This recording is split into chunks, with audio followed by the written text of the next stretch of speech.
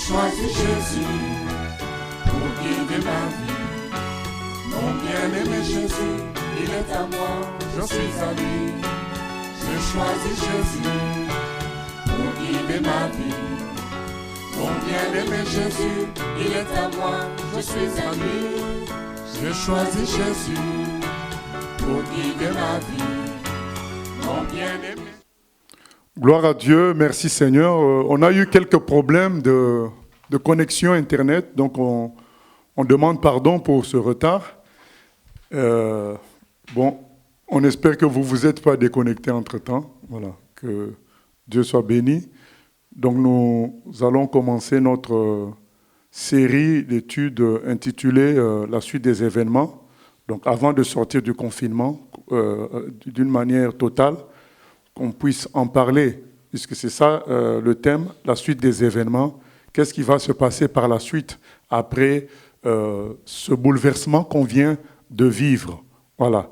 Je tiens à faire quelques mises au point avant de commencer.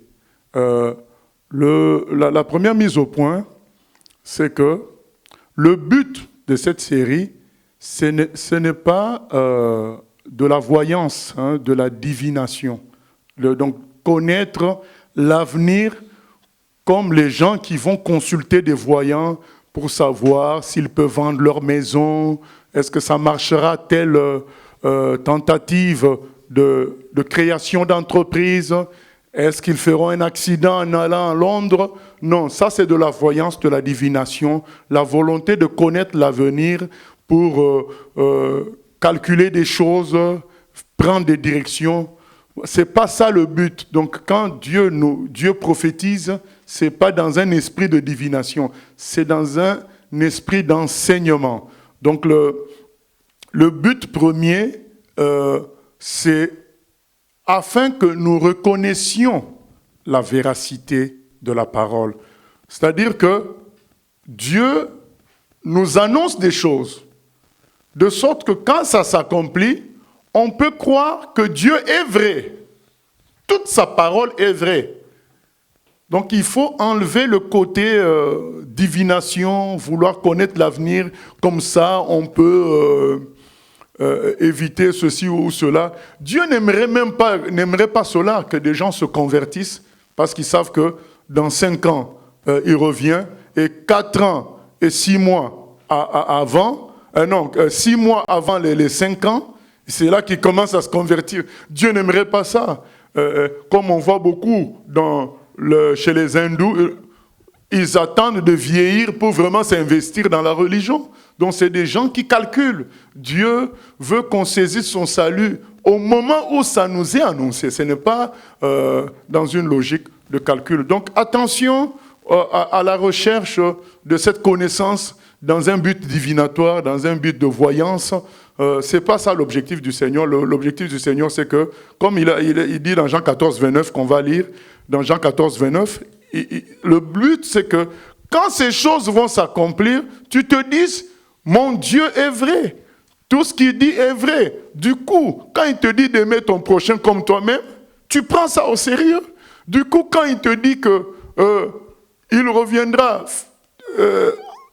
finalement juger les vivants et les morts, tu prends ça au sérieux. Du coup, quand il te dit qu'il y a la résurrection, tu prends ça au sérieux parce que tu as vu ces choses-là qui ont été dites longtemps à l'avance commencer à s'accomplir. Le but, c'est d'amener à croire en Dieu. Lisons avec l'Ancien. Jean 14, 29.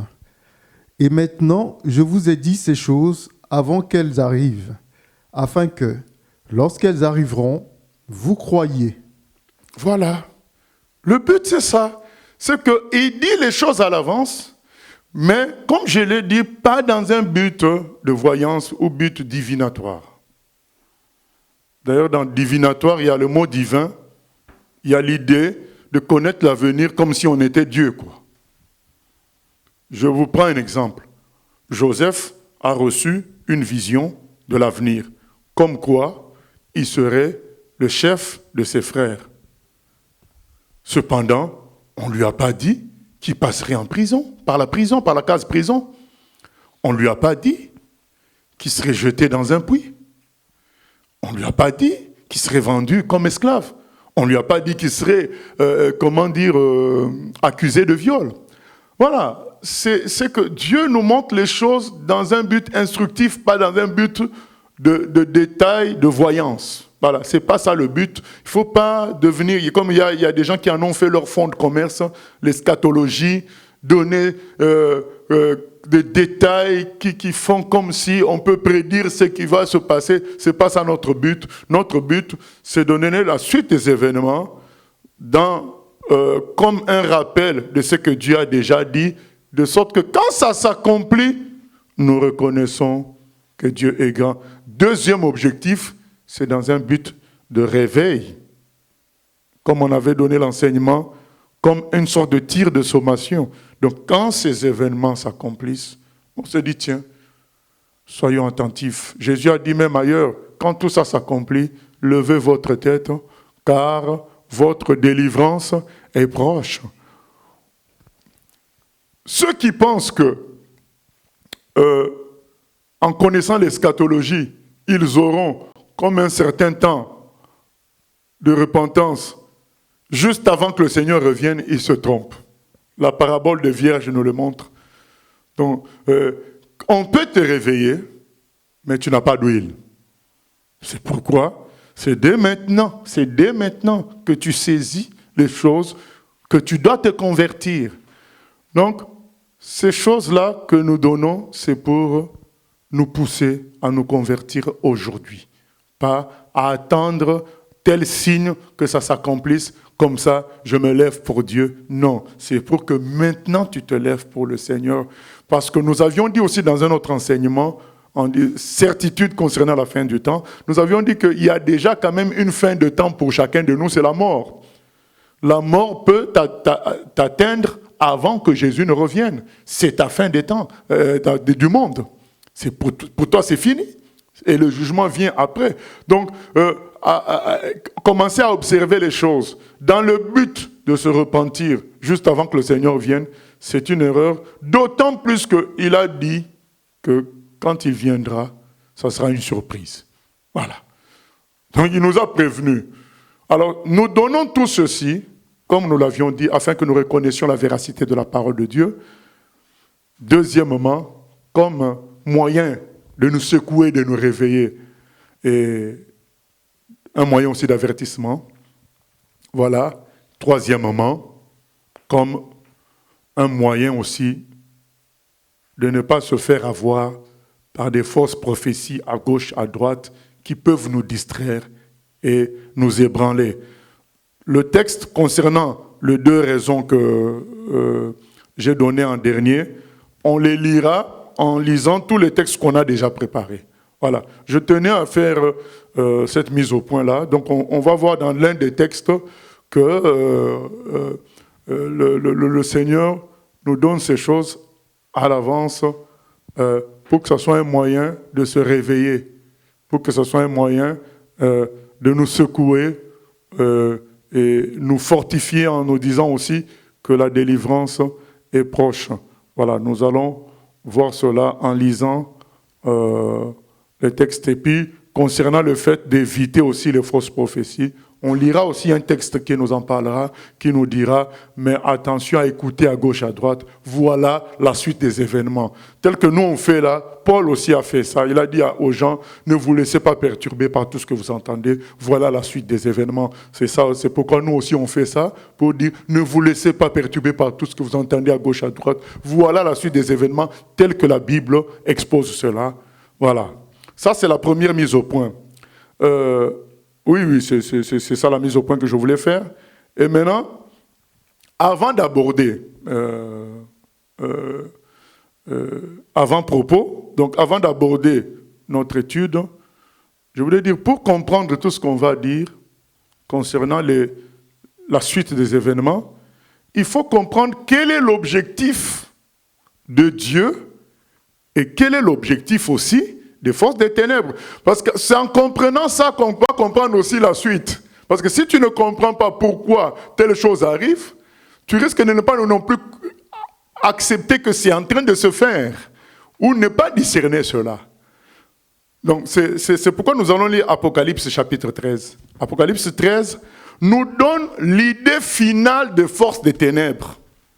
Comme ça nous aide à comprendre tout ce qui va se passer. Dans Apocalypse 13, je crois, du verset 11 à 18, nous avons une idée de la finalité des gens des ténèbres, sachant que dans les autres livres d'Apocalypse, dans les autres chapitres d'Apocalypse, il y a l'idée de la finalité de Dieu. Mais aujourd'hui, nous allons nous arrêter dès maintenant, jusqu'à l'enlèvement.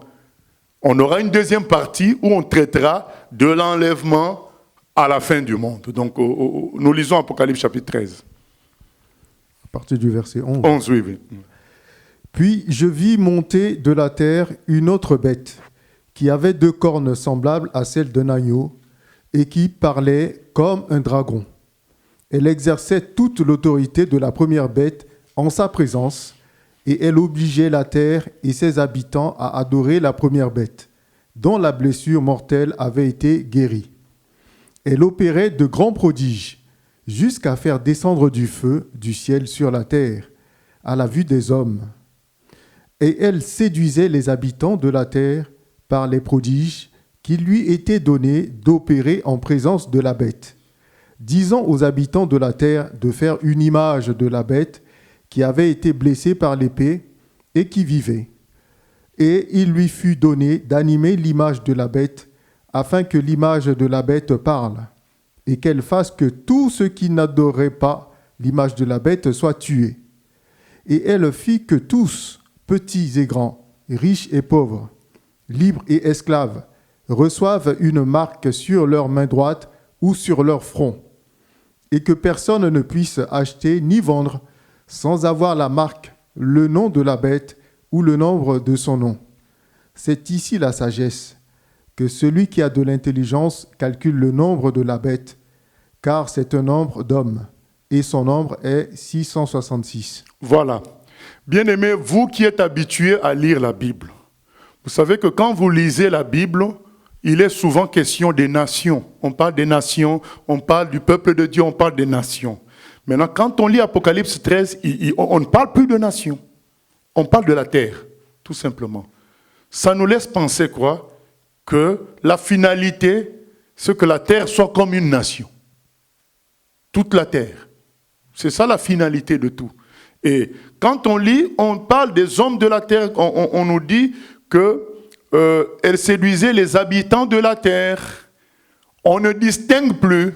Donc la terre sera comme unifiée. Donc ça nous montre l'objectif final des forces des ténèbres, c'est unifier la terre comme un village mondial.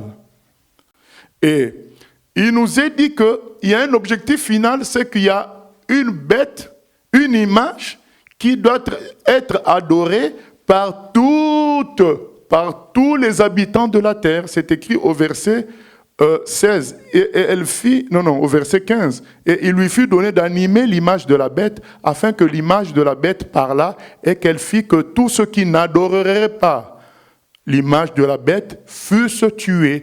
Donc il y a une contrainte à adorer une image. Donc on voit qu'il y a un objectif de l'unification d'adoration. Il ne s'agirait plus d'adorer chacun, même si c'est dans l'erreur. Même si dans l'erreur, il est faux Dieu multiple, il n'y aura qu'une seule image. Il n'y aura qu'un seul faux Dieu à adorer. Donc il y a une unification aussi spirituelle à adorer une seule entité. Et troisièmement, nous voyons bien qu'il y aura une unification économique. Parce que par une marque généralisée, chacun pourra vendre et acheter. Donc il y aura un lien entre l'économie et l'individu par une marque. Ça veut dire qu'il n'y aura plus question de frontières, de systèmes, de nations compliquées. Non, il y aura l'individu et la marque qui relie l'individu économiquement à un système centralisé. Ah oui, C'est ce qu'Apocalypse nous montre. L'Apocalypse chapitre 13 nous montre l'objectif final. Et ça nous permettra de comprendre ce qu'on va expliquer par rapport à la suite des événements. Qu'est-ce qui se passe après le confinement? Qu'est-ce qui se passe après cette saison Covid? Qu'est-ce qui va se mettre en place? Je vous dis ce que nous disons là. Quelqu'un du temps de la Deuxième Guerre mondiale allait dire la même chose que nous. Nous ne disons pas quelque chose de nouveau.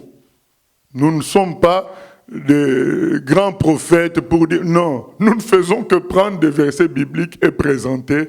Peut-être que nous faisons un petit effort de les classer. Nous obéissons à l'appel de Dieu d'exposer ces choses-là, mais nous ne sommes pas extraordinaires, il n'y a pas de révélation spéciale. Nous voulons juste exposer ce qui peut être caché pour certaines personnes, mais que Dieu révèle par son esprit. C'est ce que nous faisons. Et donc, nous comprenons l'idée finale. L'idée finale, c'est une terre, un seul pays. L'idée finale, c'est une seule entité à adorer. L'idée finale, c'est un seul système économique gérant l'individu, voilà, un système économique centralisé. Voilà l'idée qu'il y a là. Maintenant, comment arriver à tout cela? C'est ça la suite des événements. Donc, les forces du mal vont faire un travail par étapes pour nous amener à cela. Et ces choses-là, nous les verrons ressortir dans ce qu'on va lire. On commence par Luc 21. Non, pardon, ancien. Donc on lit d'abord 1 Thessaloniciens 4, 13, 5 à 11. 1 Thessaloniciens 4, 13 jusqu'au chapitre 5, verset 11. Ça serait un peu long, mais c'est important, puisque nous limitons à l'enlèvement, nous voulons lire les textes. C'est mieux qu'on lise les textes. Il ne faut pas qu'un homme parle beaucoup. Les textes vont nous aider à aller travailler aussi à la maison, à relire. Le but, ce n'est pas que nous, on ait raison. Vraiment, le but, c'est de faire en sorte que chacun soit averti, chacun voit la suite des événements et se prépare à l'enlèvement. Voilà. 1 Thessaloniciens, chapitre 4, verset 13. Nous ne voulons pas, frères, que vous soyez dans l'ignorance au sujet de ceux qui sont décédés, afin que vous ne vous affligiez pas comme les autres qui n'ont point d'espérance. Car si nous croyons que Jésus est mort et qu'il est ressuscité, croyons aussi que Dieu ramènera par Jésus-Christ et avec lui ceux qui sont décédés. Voici, en effet, ce que nous vous déclarons d'après la parole du Seigneur. Nous les vivants, restés pour l'avènement du Seigneur. Nous ne devancerons pas ceux qui sont décédés, car le Seigneur lui-même a un signal donné, à la voix d'un archange et au son de la trompette de Dieu, descendra du ciel, et les morts en Christ ressusciteront premièrement. Ensuite, nous les vivants, qui seront restés, nous serons tous ensemble enlevés avec eux sur des nuées, à la rencontre du Seigneur dans les airs, et ainsi nous serons toujours avec le Seigneur. Consolez-vous donc les uns les autres par ces paroles. Voilà, donc ce premier passage nous montre, cette première partie nous montre qu'il y a un enlèvement qui se fera. Donc il y a des gens qui seront amenés au ciel. Donc je lis ça parce qu'ici c'est dit, on lit ça parce qu'ici c'est dit clairement. Après, quand nous lirons d'autres textes, ça n'est pas dit aussi clairement. Mais on pourra comprendre les textes qui ne sont pas très clairs par celui-ci qui est très clair, qui parle de la leçon d'un archange. Et puis, on est vraiment enlevé. Il y a les morts d'abord chrétiens ressuscitent. Et puis les autres, ensemble, on part. On ne dit pas que tout le monde partira. On parle des enfants de Dieu. Donc, c'est eux qui partiront, qu'on se console. Et qu'on ne se laisse pas perturber par tout ce qu'on peut entendre. Il ne veut pas qu'on soit dans l'ignorance. Voilà comment les choses se passeront. Nous continuons maintenant chapitre 5 jusqu'au verset 11. Chapitre 5. Pour ce qui est des temps et des moments, vous n'avez pas besoin, frères, qu'on vous en écrive. Car vous savez bien vous-même que le jour du Seigneur viendra comme un voleur dans la nuit. Quand les hommes diront « paix et sûreté », alors une ruine soudaine les surprendra, comme les douleurs de l'enfantement surprennent la femme enceinte, et ils n'échapperont point. Mais vous, frères, vous n'êtes pas dans les ténèbres pour que ce jour vous surprenne comme un voleur. Vous êtes tous des enfants de la lumière et des enfants du jour. Nous ne sommes point de la nuit ni des ténèbres. Ne dormons donc point comme les autres, mais veillons et soyons sobres. Car ceux qui dorment, dorment la nuit, et ceux qui s'enivrent la nuit. Mais nous qui sommes du jour, soyons sobres, ayant revêtu la cuirasse de la foi et de l'amour, et ayant pour casque l'espérance du salut, car Dieu ne nous a pas destinés à la colère, mais à la possession du salut par notre Seigneur Jésus-Christ, qui est mort pour nous, afin que soit que nous veillions, soit que nous dormions, nous vivions ensemble avec lui. C'est pourquoi exhortez-vous réciproquement et édifiez-vous les uns les autres, comme en réalité vous le faites. Voilà, notre frère Paul nous rappelle l'attitude qui permettra notre enlèvement, c'est le fait que nous soyons revêtus, au verset 8, soyons sobres, ayant revêtu la cuirasse de la foi. Vivre par la foi, n'est surtout pas chercher à produire des œuvres pour se sentir en sécurité en Christ, mais avoir la foi que Jésus s'occupe de nous, il nous porte, il nous conduit, il s'occupe de nous, et que nous avons à nous reposer sur lui pour toutes choses. Nous avons un sauveur, utilisons-le, servons-nous de lui, donc reposons-nous sur lui. Et il dit, car Dieu ne nous a pas destinés à la colère. Donc la foi, la charité, ça dit l'amour, ayant pour casque l'espérance du salut. Les gens qui seront enlevés, c'est les gens qui veulent aller au ciel. Donc, les chrétiens qui veulent la richesse terrestre, la prospérité terrestre, ils ne seront pas enlevés. Mais les gens qui ont l'espérance du salut, c'est-à-dire qu'ils se positionnent pour aller au ciel. Mais quand Jésus vient, il les prend. Ce n'est pas extraordinaire, bien-aimés. Vous savez, les chrétiens qui seront enlevés, ils ne sont pas différents des chrétiens qui sont sauvés. Donc, quand tu es sauvé, cette attitude-là de vouloir être sous Jésus-Christ, c'est cette attitude qui t'amène au ciel. Mais quand tu es sauvé avec le temps, tu commences à vouloir rester sur terre, faire des châteaux en Espagne, voilà, tu te trompes. Donc c'est pourquoi quand le Seigneur vient, il prend ceux qui ont envie d'aller avec lui au ciel. Et là, il nous donne un détail. Il viendra comme un voleur dans la nuit. Et il viendra au moment où il y aura la paix et la sûreté. Donc les gens vont dire, il y a la paix et la sûreté. Au fait, les gens vont vouloir construire la paix et la sécurité.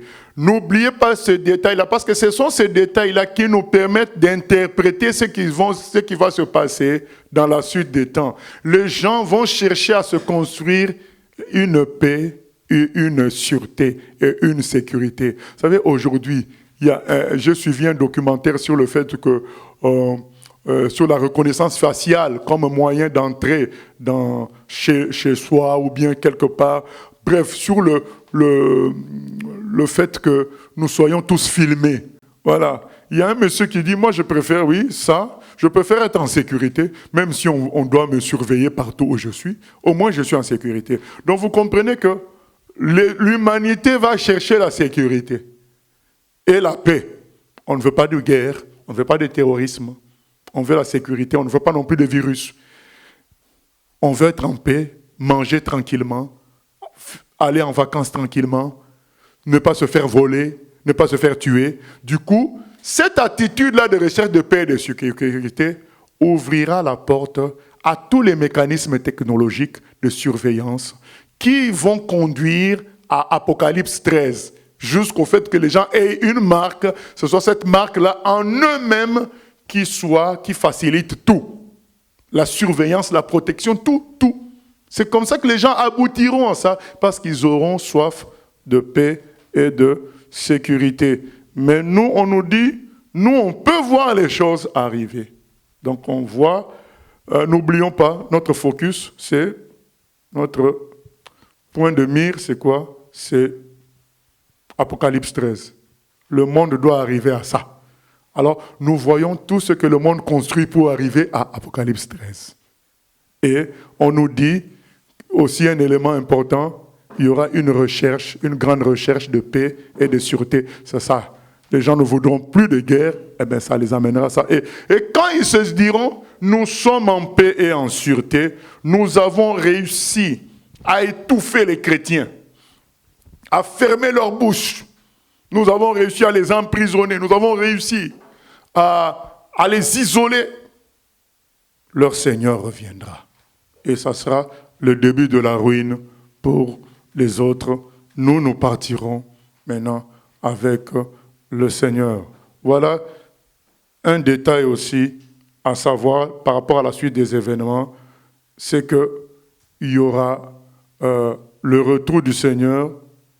Ça sera au moment où le monde croit être en paix et en sécurité. Nous lisons maintenant les passages habituels qu'on lit concernant le retour du Seigneur. Luc 21, Luc 17, Matthieu 24. Donc lisons Luc 21, 5 à 19. Et puis on lira ensuite Luc 17, 20 à 36. C'est les passages habituels concernant la fin des temps. C'est mieux qu'on lise. Luc 21, verset 5, pardon. Comme quelques-uns parlaient des belles pierres et des objets apportés en offrande qui faisaient l'ornement du temple, Jésus dit, « Les jours viendront où, de ce que vous voyez, il ne restera pas pierre sur pierre qui ne soit renversée. » Ils lui demandèrent, « Maître, quand donc cela arrivera-t-il? Et à quel signe connaîtra-t-on que ces choses vont arriver ?» Jésus répondit, « Prenez garde que vous ne soyez séduits, car plusieurs viendront en mon nom, disant, « C'est moi, et le temps approche. Ne les suivez pas. Quand vous entendrez parler de guerre et de soulèvement, ne soyez pas effrayés, car il faut que ces choses arrivent premièrement. Mais ce ne sera pas encore la fin. » Alors il leur dit, « Une nation s'élèvera contre une nation, et un royaume contre un royaume. Il y aura de grands tremblements de terre, et en divers lieux, des pestes et des famines. Il y aura des phénomènes terribles, et de grands signes dans le ciel. Mais avant tout cela, on mettra la main sur vous, et l'on vous persécutera, on vous livrera aux synagogues, on vous jettera en prison, et on vous mènera devant des rois et devant des gouverneurs à cause de mon nom. Cela vous arrivera pour que vous serviez de témoignage. Mettez-vous donc dans l'esprit de ne pas préméditer votre défense, car je vous donnerai des paroles et une sagesse telle que vos adversaires ne pourront leur résister ou les contredire. Vous serez livrés même par vos parents, par vos frères, par vos proches et par vos amis, et ils feront mourir plusieurs d'entre vous. Vous serez haïs de tous, à cause de mon nom. Mais il ne se perdra pas un de vos cheveux. Par votre persévérance, vous sauverez vos âmes. Amen, amen, amen, amen. Voilà la suite maintenant des événements, nous commençons. Qu'est-ce qui va se passer par la suite? Il y aura des bouleversements. Souvenez-vous, notre point de mire, c'est quoi? Apocalypse 13. Il faut que ça finisse par une unification de la terre, un gouvernement mondial, entre guillemets, une économie mondiale, une religion mondiale. Il faut que ça finisse par ça. Et vous connaissez quand même nos différences, non? Différences de peau, différences d'histoire. Même parfois dans la même peau, il y a des différences encore. Attachement aux nations. Mais tout ça, c'est un grand chantier pour les forces des ténèbres. Il faut casser tout ça. Et tout ça se casse par des bouleversements progressifs. Épidémie, guerre, terrorisme, catastrophes naturelles.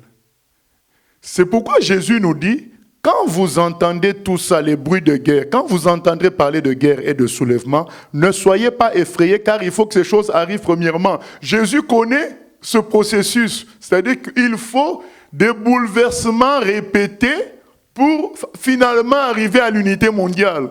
Et un seul bouleversement ne suffirait pas, il faut des bouleversements répétés. Ce sont ces bouleversements-là qui ont créé l'ONU, l'Organisation des Nations Unies. Ce sont ces bouleversements qui ont créé l'OMS, l'Organisation mondiale de la santé. Ça permet d'unifier les pays. Ce sont ces bouleversements qui ont créé l'Union européenne. Ce sont ces bouleversements qui ont créé un gros bloc, mais qui est dissous, comme l'Union soviétique. Beaucoup de gens ne le connaissent pas, mais il y a eu un gros bloc dans notre monde qui s'appelait l'Union soviétique. Mais il y a des restes de cette Union soviétique. Donc ces bouleversements-là créent des alliances et des unions, puisqu'il faut arriver à l'union finale. C'est ça. Et ces bouleversements-là, c'est des bruits de guerre, tout ça. Donc ne nous attendons pas à ce que Jésus revienne dans un temps de guerre. Ça ne se fera pas. Ça se fera comme on a lu dans 1 Timothée, dans 1 Thessaloniciens chapitre 5, au moment où les hommes penseront qu'ils ont atteint l'objectif de paix et de sûreté. C'est là que ça se passera. Mais entre-temps, il y aura des bouleversements. Et ces bouleversements nous amènent à préparer Apocalypse 13. Donc voilà par exemple la guerre, les virus, les épidémies. Tout ça permet d'installer des processus, parce que là par exemple l'OMS était en assemblée générale. Ils veulent installer un processus de vaccination mondiale. Mais ça n'était pas possible il y a 5 ans. Pourquoi? Parce qu'il n'y avait pas d'épidémie, il n'y avait pas de danger. Et donc, il y aura ces choses-là, Jésus en parle, soulèvement, les gens sont effrayés, et tout ça va faire qu'on progresse dans l'unification mondiale. Chacun ayant une responsabilité. Aujourd'hui, on parle, chaque nation a ses responsabilités. Il y a des nations qui sont spécialisées en produits efficaces pour atteindre les gens à distance. Il y a des nations qui sont spécialisées côté médical pour pouvoir préparer une vaccination de masse. Il y a des nations qui sont spécialisées côté caméra. Et donc toutes ces nations-là, avec les bouleversements qui vont venir, pourront donner chacune sa contribution pour la nation mondiale finale. Et les gens seront surpris. On y est déjà. On y est. Oh, on a déjà une main. Nous tous, pour entrer quelque part, il faut la reconnaissance faciale. Aujourd'hui, on est surpris. On est en télétravail. En télétravail, on fait des cours à distance. On travaille à distance. On y entre. Mais c'est un bouleversement qui a permis ça. Et c'est ainsi que ces bouleversements progressifs nous amèneront à cela. Donc voilà, qu'est-ce qui va suivre? Il va suivre le bouleversement. Le bouleversement du Covid a fait avancer la machine qui doit nous amener à Apocalypse 13. Mais il y en aura d'autres. Et ça, c'est le volet monde. Maintenant, dans l'Église, qu'est-ce qui va se passer? Il va se passer ce qu'on a lu là, au verset 12. Mais avant tout cela, on mettra les mains sur vous et l'on vous persécutera. On vous livrera aux synagogues, on vous jettera en prison, on vous mènera devant des rois et devant des gouverneurs à cause de mon nom. Donc, il y aura une persécution liée à la vraie Église. Mais cette persécution est en même temps, selon un texte qu'on a lu dimanche, 1 Pierre 4, 17 à 18, c'est aussi un jugement. C'est-à-dire, il y aura séparation entre les vrais chrétiens et les faux. Parce que face à la conséquence des persécutions, les faux chrétiens diront « Ah non, non, non, nous, on n'est pas de cet avis-là, on n'est pas comme Billy Graham avait dit une fois, on ne peut pas être sauvé que par Jésus, On peut être sauvé par l'hindouisme, par tous ces trucs-là. Donc, il y a des chrétiens qui diront, je veux la paix. Il y a, voilà, toutes les religions se valent, ainsi de suite. Donc, il y aura une sorte de jugement par la contrainte de persécution dans le milieu chrétien. Et il y aura une sorte de jugement par le péché aussi. Donc, les faux chrétiens pécheront davantage, de sorte que ça sera vraiment très clair qu'ils sont faux chrétiens. Donc, il y aura une sorte de séparation qui va se faire. Donc, voilà la suite des événements. La suite des événements, c'est ça. Le Seigneur usera des persécutions pour juger son Église séparée.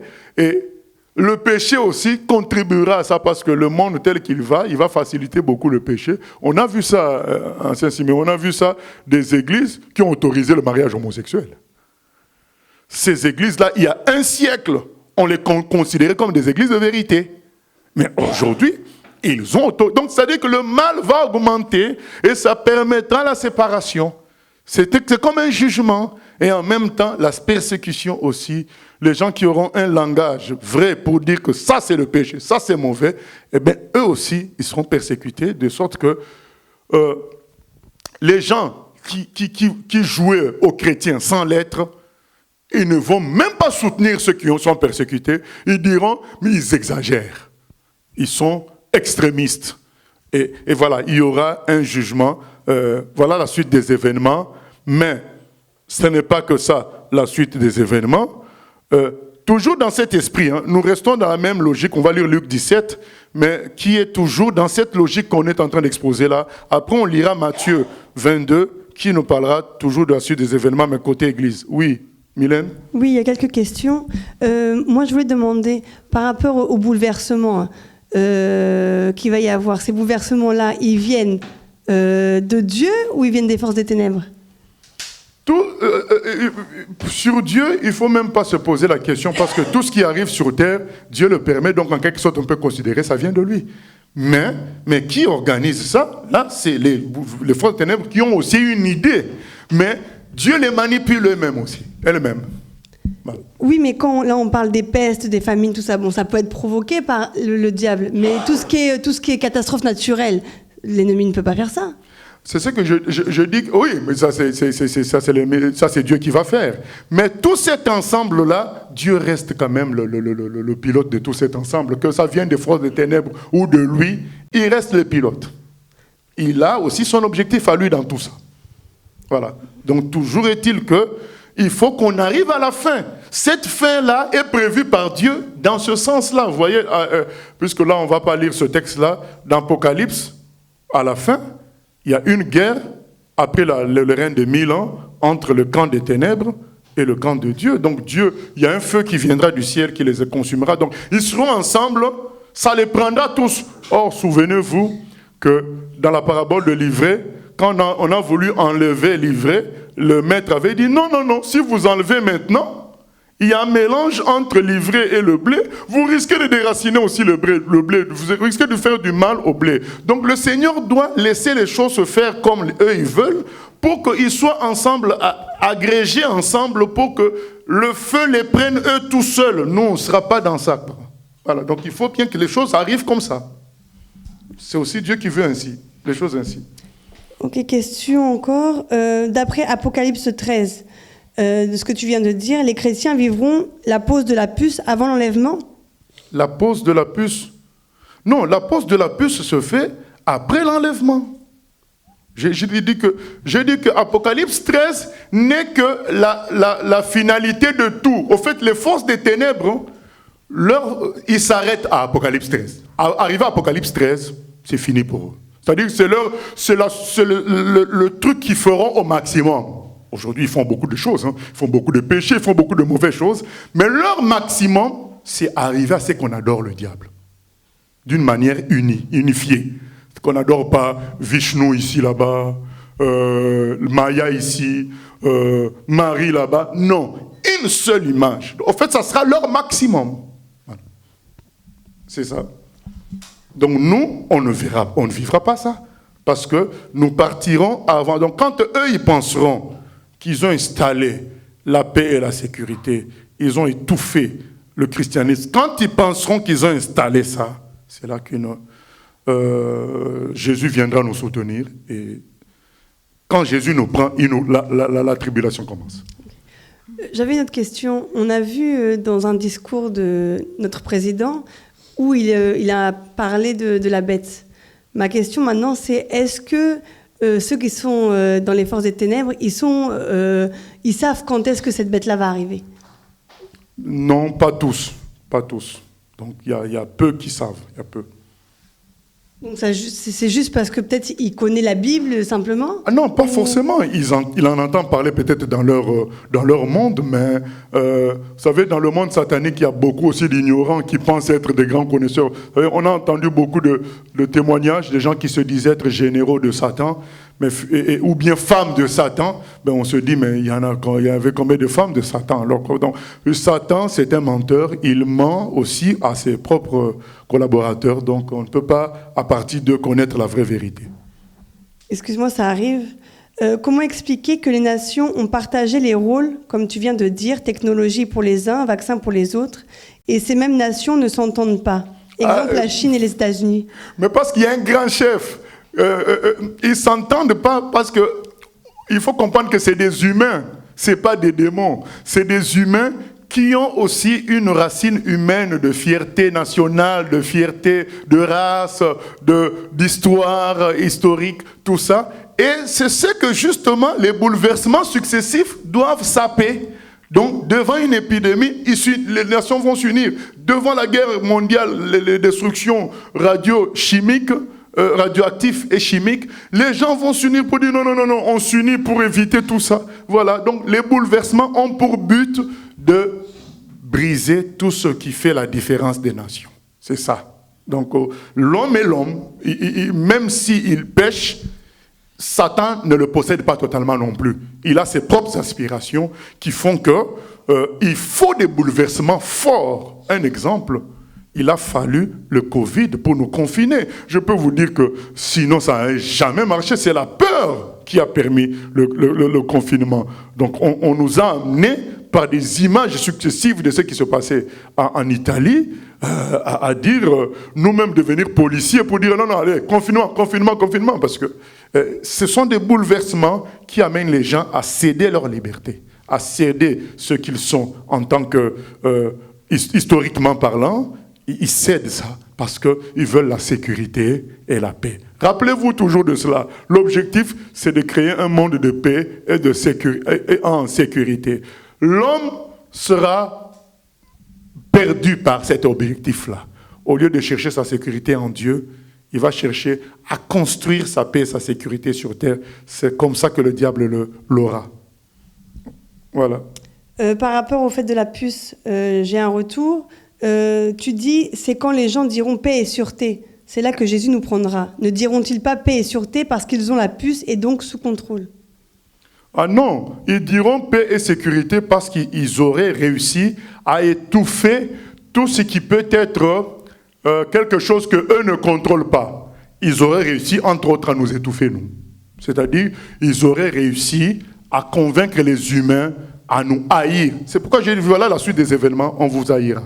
Même entre nous, tu seras là à la maison, tu as peur de parler, peut-être qu'un frère est un espion. Donc ils arriveront à ce niveau-là. Quand ils arriveront à ce niveau-là, à nous faire bloquer, le Seigneur viendra nous délivrer. Au fait, Jésus appelle l'enlèvement une délivrance. Il y a beaucoup de chrétiens qui ont peur de l'enlèvement. Au contraire, c'est une délivrance. C'est-à-dire qu'on atteindra un temps où s'il faudra ça pour s'en aller. C'est ça, quoi. C'est pas, je ne comprends pas, beaucoup ont peur de ça. Non, ça sera une délivrance. Jésus dit, votre délivrance se rapproche en ce moment-là. Ça continue. Non, il faut qu'on lise d'abord. Et puis, Luc 17. Oui, parce qu'il faut que les éléments soient lus. Il faut que chacun comprenne que tout ce qu'on dit, c'est dans la Bible et qu'il peut lire ça après et revérifier. Voilà. Luc 17, verset 20. Mmh. Les pharisiens demandèrent à Jésus quand viendra le royaume de Dieu. Il leur répondit, le royaume de Dieu ne vient pas de manière à frapper les regards. On ne dira point, il est ici ou il est là, car voici, le royaume de Dieu est au milieu de vous. Et il dit aux disciples, des jours viendront où vous désirerez voir un des jours du Fils de l'homme, et vous ne le verrez point. On vous dira, il est ici, il est là, n'allez pas, ne courez pas après, car comme l'éclair resplendit et brille d'une extrémité du ciel à l'autre, ainsi sera le Fils de l'homme en son jour. Mais il faut auparavant qu'il souffre beaucoup et qu'il soit rejeté par cette génération. Ce qui arriva du temps de Noé arrivera de même au jour du Fils de l'homme. Les hommes mangeaient, buvaient, se mariaient et mariaient leurs enfants, jusqu'au jour où Noé entra dans l'arche. Le déluge vint, et les fit tous périr. Ce qui arriva du temps de Lot arrivera pareillement. Les hommes mangeaient, buvaient, achetaient, vendaient, plantaient, bâtissaient. Mais le jour où Lot sortit de Sodome, une pluie de feu et de soufre tomba du ciel, et les fit tous périr. Il en sera de même le jour où le Fils de l'homme paraîtra.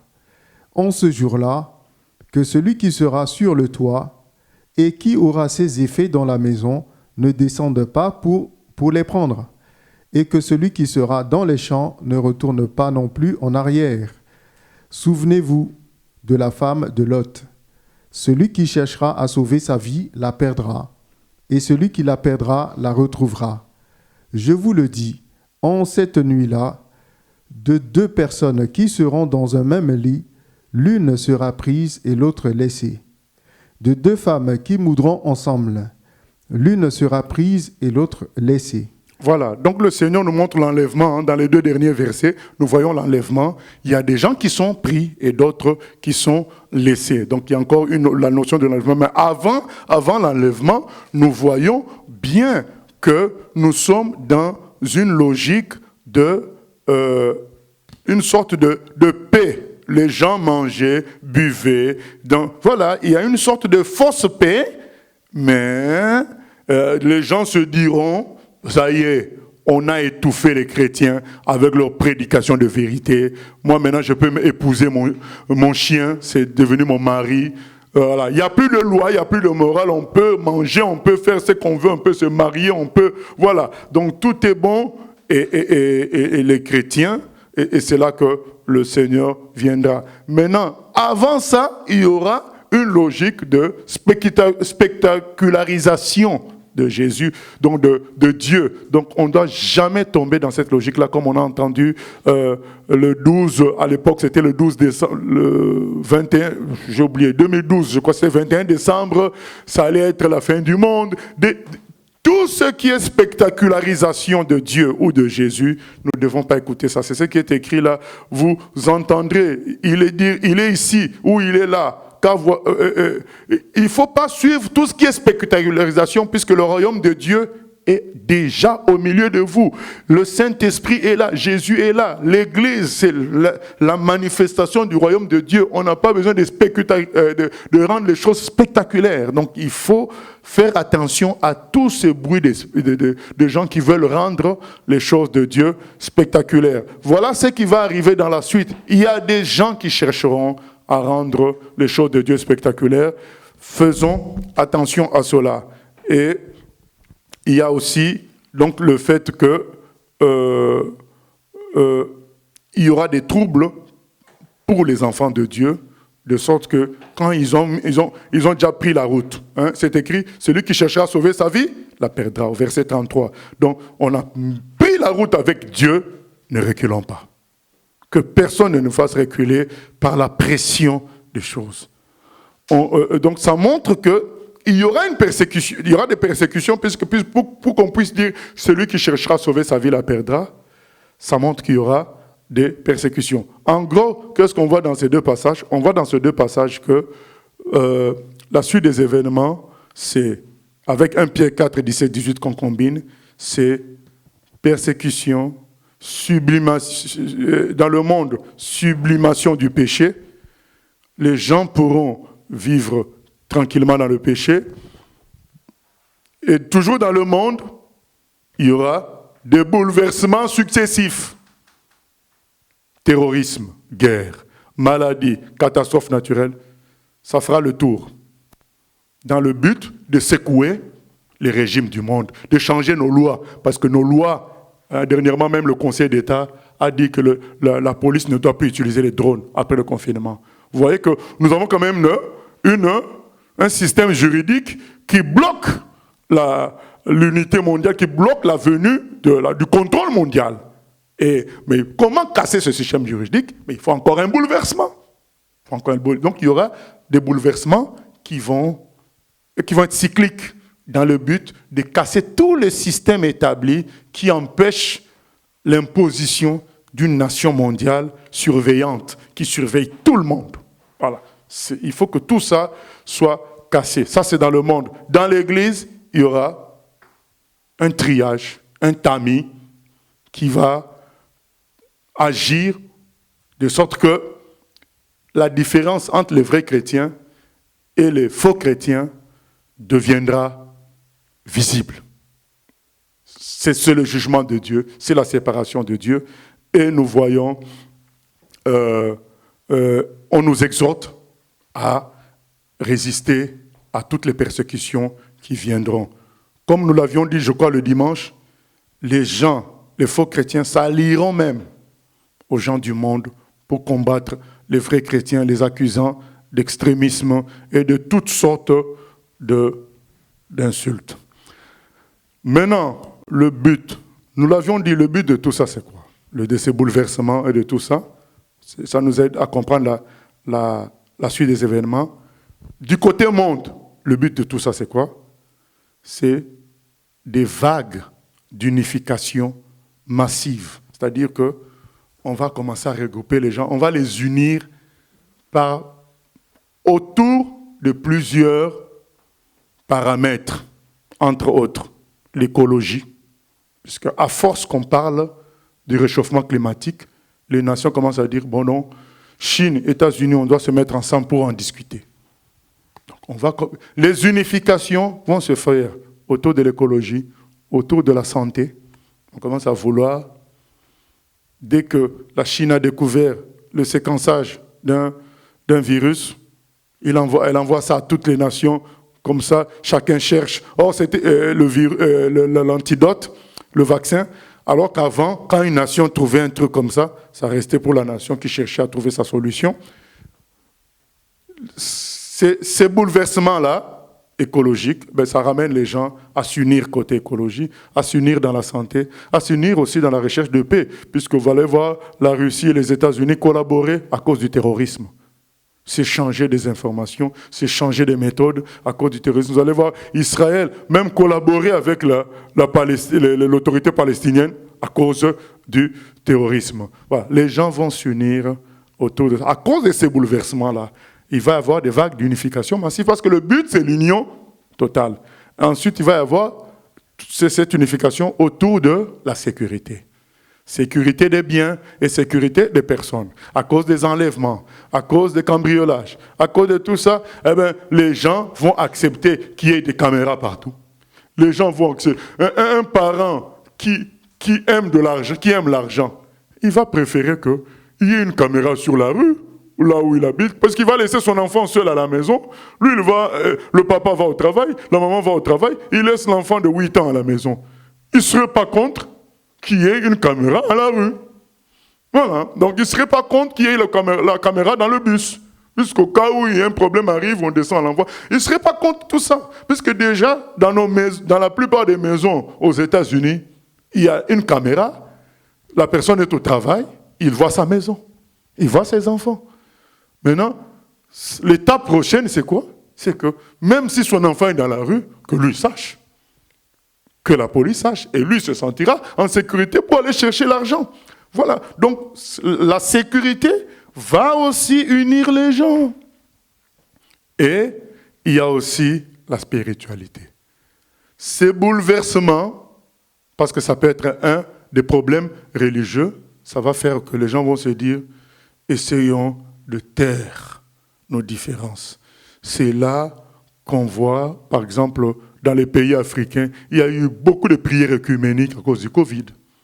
beaucoup de prières communiques, un imam, un prêtre catholique, un pasteur. Il y en a eu beaucoup. On a vu le terrorisme ici produire beaucoup de prières œcuméniques. Donc les gens vont dire, unissons les gens par la religion, ça pourra aussi faire taire les divisions entre peuples. Et puis, il y aura l'unité concernant Jérusalem, concernant Israël. Donc comprenons que Israël est un grand problème, Jérusalem est un grand problème, qui cause aussi la division entre nations. D'ailleurs, c'est écrit, je crois, dans Zacharie 12.3. Ce n'était pas prévu avec les gens de la vidéo, mais on va vérifier ça dans Zacharie 12.3, que Dieu l'avait prophétisé que Jérusalem serait un grand problème pour les nations. Donc, du coup, ces bouleversements contribueront aussi à unifier les positions par rapport à Jérusalem. Voilà. On peut commencer au verset 2, ancien. Zacharie 12, verset 2. Voici, je ferai de Jérusalem une coupe d'étourdissement pour tous les peuples d'alentour, et aussi pour Juda dans le siège de Jérusalem.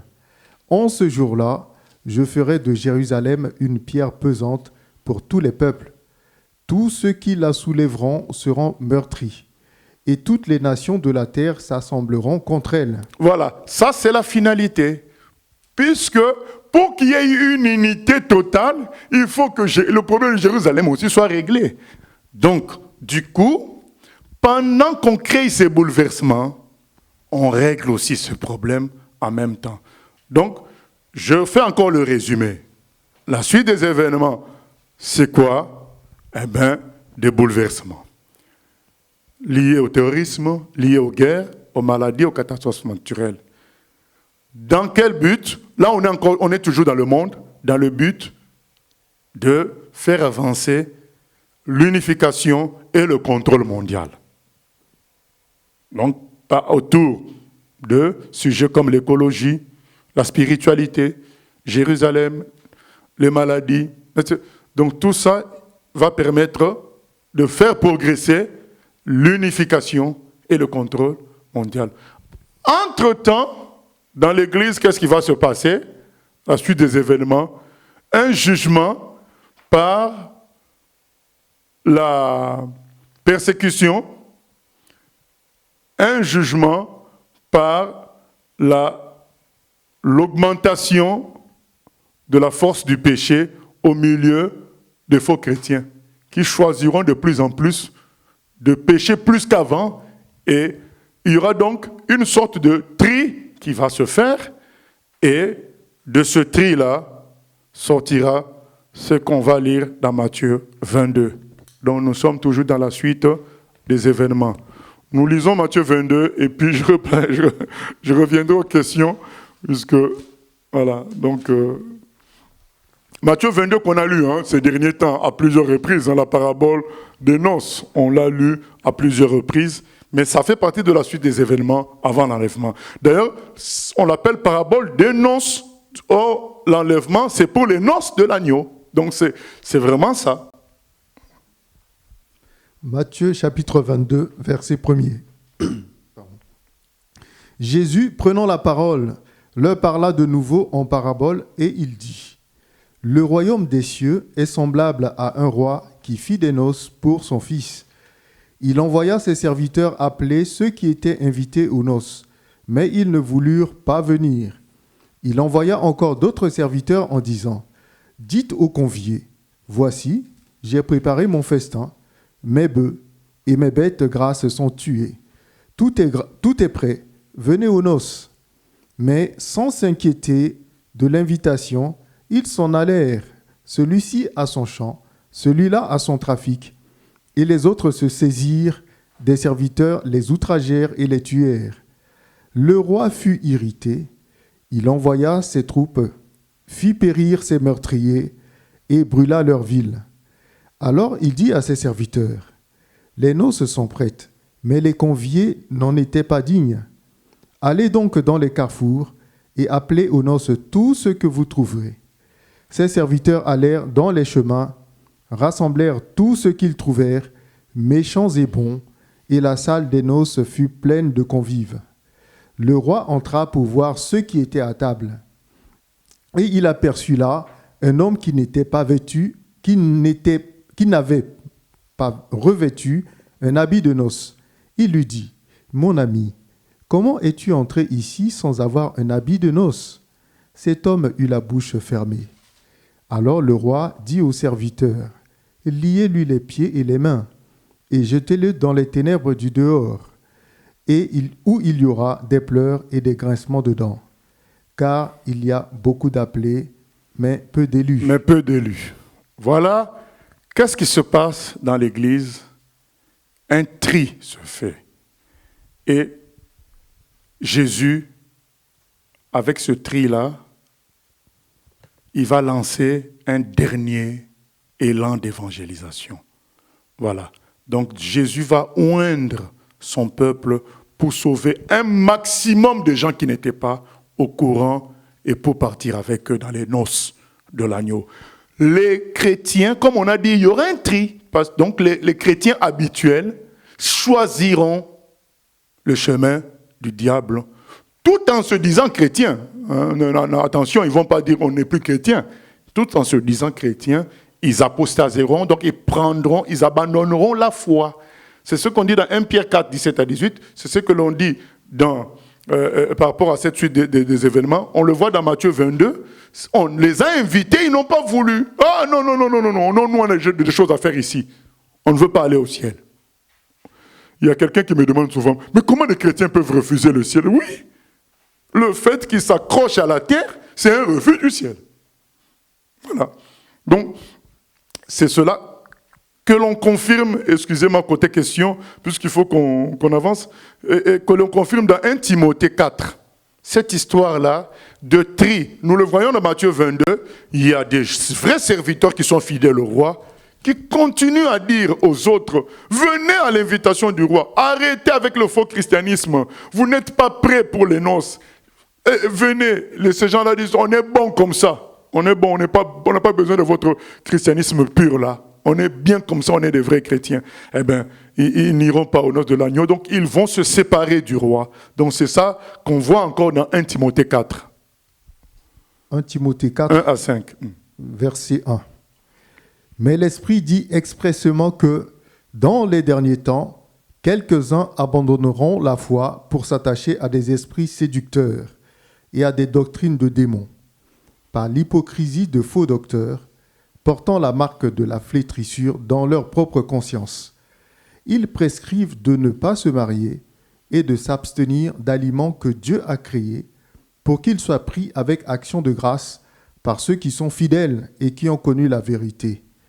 Car tout ce que Dieu a créé est bon, et rien ne doit être rejeté, pourvu qu'on le prenne avec action de grâce. Parce que tout est sanctifié par la parole de Dieu et par la prière. Voilà. Donc on nous dit, dans les derniers temps, les gens abandonneront la foi. C'est-à-dire qu'ils l'avaient avant, mais ils abandonneront. Donc, et il dit, pour s'attacher à des esprits séducteurs, à des faux docteurs qui sont pourris en eux-mêmes. C'est ce qui est dit. Donc, des gens qui vont prêcher autre chose que la vérité, le salut par la foi, le salut tout simplement par Jésus-Christ, l'attachement à la Bible. Donc des gens, ils vont pas prêcher ça, ils vont prêcher autre chose, alors qu'il faut qu'on soit attaché à la Bible, il faut qu'on soit attaché à l'autorité de Dieu. Dieu seul est Dieu, ce n'est pas un homme. Mais ces gens-là vont détruire toute cette conscience-là de la grandeur de Dieu, de l'autorité de Dieu, de l'autorité de sa parole, et les gens les suivront. Et ce sont ces gens-là qu'on invite et qui disent non au roi. Mais le Seigneur s'est préparé des fidèles serviteurs qui vont faire, par la puissance du Saint-Esprit, une grande évangélisation. Donc c'est un mondial qu'on voit dans Matthieu 22. Ils iront prendre les gens dans les rues, partout. Donc ça sera la fête, quoi. Donc il y aura un réveil. Il y aura un réveil, mais pas comme si c'était l'Église dans sa généralité. Non, ça sera un tri dans l'Église, un groupe dans l'Église que Dieu mettra à part pour sauver ceux qui ne connaissaient pas le Seigneur. Pas pour sauver les gens qui sont déjà dedans, qui renieront le Seigneur. Ceux-là, ils vont préférer suivre les faux docteurs. On retrouve cette idée, donc je vais vous donner la parole après les 2 Timothée là. 2 Timothée 3, 1 à 7, et puis 2 Timothée 4, 1 à 5. Comme ça, on écoute les questions. 2 Timothée 3, verset 1. Cette parole est certaine. Si quelqu'un aspire à la charge d'évêque, il désire une œuvre excellente. Il faut donc que l'évêque soit irréprochable. Non, c'est 2 Timothée. 2 Timothée, hein. Pardon. 2 Timothée 3, verset 1. Sache que, dans les derniers jours, il y aura des temps difficiles, car les hommes seront égoïstes, amis de l'argent, fanfarons, hautains, blasphémateurs, rebelles à leurs parents, ingrats, irréligieux, insensibles, déloyaux, calomniateurs, intempérants, cruels, ennemis des gens de bien, traîtres, emportés, enflés d'orgueil, aimant le plaisir plus que Dieu, ayant l'apparence de la piété, mais reniant ce qui en fait la force. Éloigne-toi de ces hommes-là. Il en est parmi eux qui s'introduisent dans les maisons et qui captivent de faibles femmes chargées de péché, agitées par des passions de toute espèce, apprenant toujours et ne pouvant jamais arriver à la connaissance de la vérité. De même que Janès et Jambres s'opposèrent à Moïse, de même ces hommes s'opposent à la vérité, étant corrompus d'entendement, mais ils ne feront pas de plus grands progrès, car leur folie sera manifeste pour tous, comme le fut celle de ces 2 hommes. Voilà, donc on nous dit que la folie des faux chrétiens sera manifeste. Mais ils vont prospérer dans ça.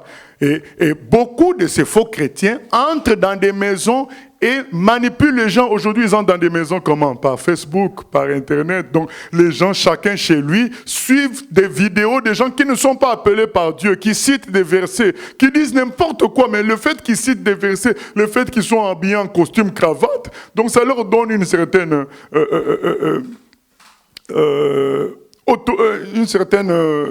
un certain crédit auprès de gens qui les écoutent, et ils captivent les femmes.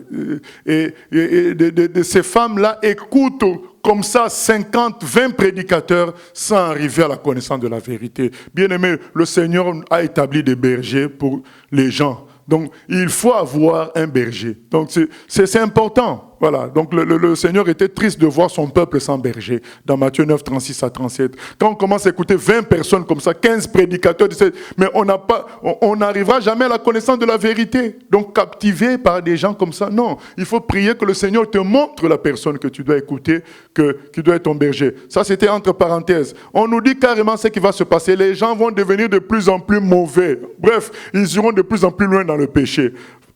Amoureux de l'argent, fanfarons, hautains, blasphémateurs, rebelles à leurs parents, ingrats, irréligieux. Vous savez, c'est ça. Insensibles. Vous savez, il y a des gens aussi, beaucoup qui se disent pasteurs sur YouTube, qui ont 23 ans, 24 ans. Quand vous avez des infos, comment ils se comportent chez eux à la maison. Ils ne respectent pas les parents. Ils ne respectent pas les aînés. Mais sur YouTube, c'est des grands. Traîtres, emportés, enflés d'orgueil, aimant le plaisir plus que Dieu, parlant plus de choses liées à la terre. C'est ça la réalité de la fin des temps. Donc on l'a dit. Donc le monde se sentira de plus en plus libre pour faire le mal. Moi je vois des gens même qui défendent les pasteurs qu'on a attrapés en flagrant délit de graves péchés. On les défend, on dit mais c'est des hommes. Non, on n'a pas dit que c'était des pierres, mais on veut dire que quand la Bible dit qu'on doit dénoncer les œuvres mortes. Voilà, donc non mais laissez-les tranquilles, et puis ces gens-là viennent encore prêcher le dimanche qui suit. Mais bref, c'est ça, c'est écrit, c'est pas moi. On vient de lire, c'est écrit dans 2 Timothée 3, même dans ma Bible, en sous-titre, ils ont dit la corruption des derniers jours.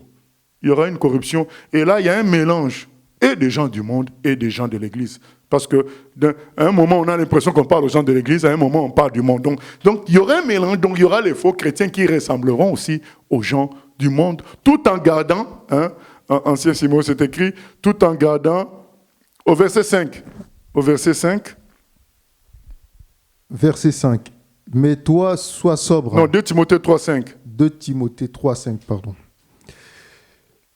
Ayant l'apparence de la piété, mais reniant ce qui en fait la force. Voilà. Ils auront, dans le milieu chrétien, ces gens-là ne cesseront pas d'avoir l'apparence de la piété. Quand tu vas les rencontrer, alléluia frère, alléluia sœur, mais esclaves de la mode, esclaves des femmes, esclaves de l'argent, mais côté apparence le dimanche, pas de problème, régulier. Quand vous faites un rendez-vous pour une veillée de prière, ils sont là. Mais zéro. C'est ça la fin des temps. 2 Timothée 4, 1 à 5, je crois. 1 à 5.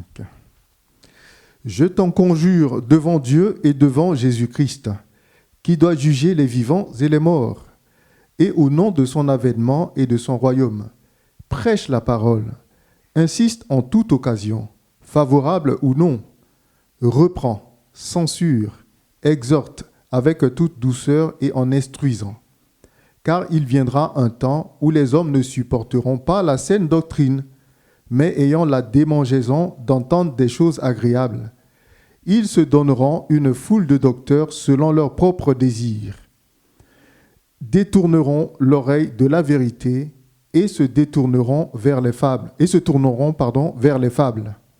Mais toi, sois sobre en toutes choses, supporte les souffrances, fais l'œuvre d'un évangéliste, remplis bien ton ministère. Voilà, on nous dit, les vrais chrétiens doivent être sobres, c'est-à-dire simples, sois sobre, et de supporter quoi? Les souffrances. Il y en aura parce que tenir la position de vérité sera très combattu, et par une grande quantité de personnes, c'est ça quoi.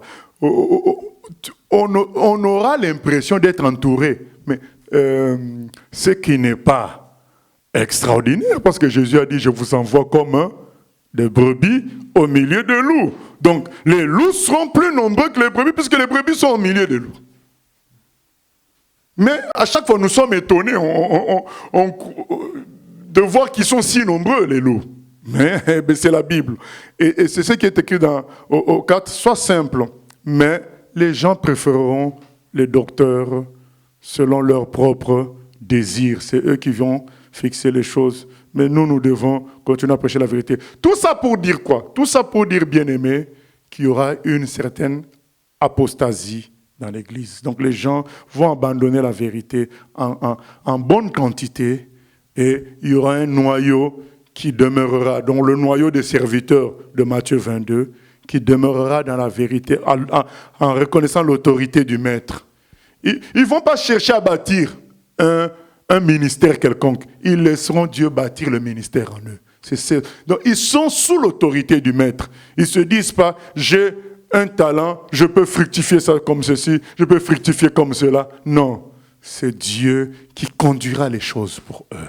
Dieu leur dira, faites ceci, et ils obéiront. Ce sont ces gens-là, ce noyau-là, que Dieu utilisera pour le réveil du temps de la fin. Question, avant qu'on aborde 2 Thessaloniciens 1 à 4 pour clôturer aujourd'hui. Question. Quand l'Église sera enlevée, la grâce de Dieu sera ôtée de la terre. Dès lors, comment les gens restés pourront demeurer dans la paix et la sûreté? Non, déjà, dire la grâce de Dieu sera ôtée, c'est en fonction de quel verset. Voilà, donc Dieu, sa grâce est, il est Dieu de grâce. On dit, louez Dieu, psaume 118, louez Dieu, car sa bonté et sa miséricorde durent à toujours. Donc, la paix et la sécurité qui est là, c'est la paix et la sécurité humaine. C'est-à-dire qu'on a vaincu, il n'y a plus de terrorisme. Il n'y a plus d'épidémie. On a réglé le problème. Plus de guerre. C'est la paix et la sécurité humaine. Ce n'est pas la paix et la sécurité que Dieu donne seul, qui est du cœur. Voilà. Oui. Qu'est-ce qui nous permet de parler d'une puce? La Bible ne nous parle pas de puce, mais d'une marque de la bête. Pourquoi affirme-t-on que cette marque sera une puce sous-cutanée? Mais parce qu'elle servira à acheter ou à vendre. Ça s'appelle comment? Un dispositif, si on veut appeler un terme générique. C'est un dispositif. Plus le temps passe avec la technologie, nous pouvons certifier que ça sera une puce nanotechnologique, c'est-à-dire que tellement fine que ça ressemblera juste à un dessin. Je vous exhorte souvent à aller vérifier ce que je dis. Donc, allez sur Internet, vérifier le niveau qu'on a atteint dans la miniaturisation des circuits électroniques. Donc, c'est pourquoi beaucoup de gens refusent ce vaccin-là à venir, parce qu'il aura une forme de puce. Donc, ça ne sera pas comme le grain de riz dont on a toujours parlé que c'est le grain de riz qu'on met dans la main. Là, on a déjà dépassé le niveau du grain de riz.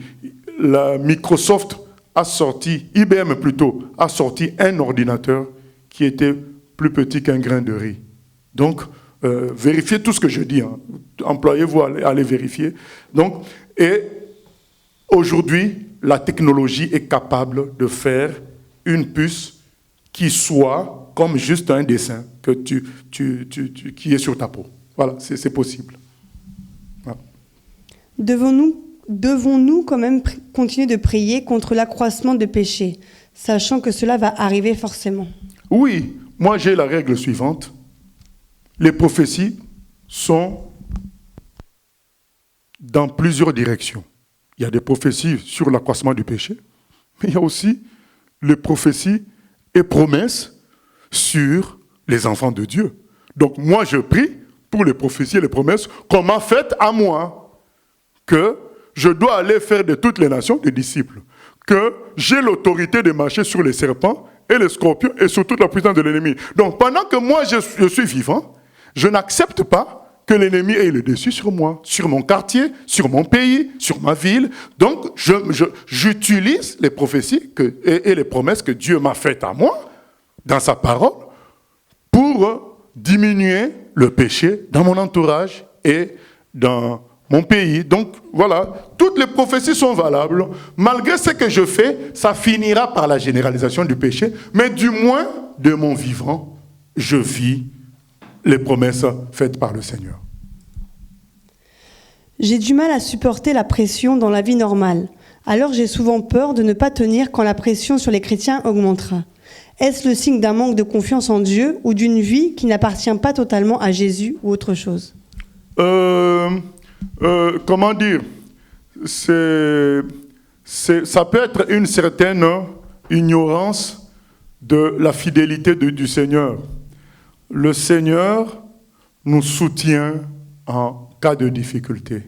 Il faut être conscient de ça. Les gens se sont toujours dit, mais quand on me coupera un doigt, comment je réagirai? Ben, tu seras étonné de bien réagir, parce que si ton cœur aujourd'hui est donné au Seigneur, le Seigneur a dit dans Hébreux 13:5, je ne te délaisserai point, je t'abandonnerai point. Vous savez, ceux qui ont résisté dans les persécutions précédentes n'étaient pas forcément des grands docteurs, des grands pasteurs.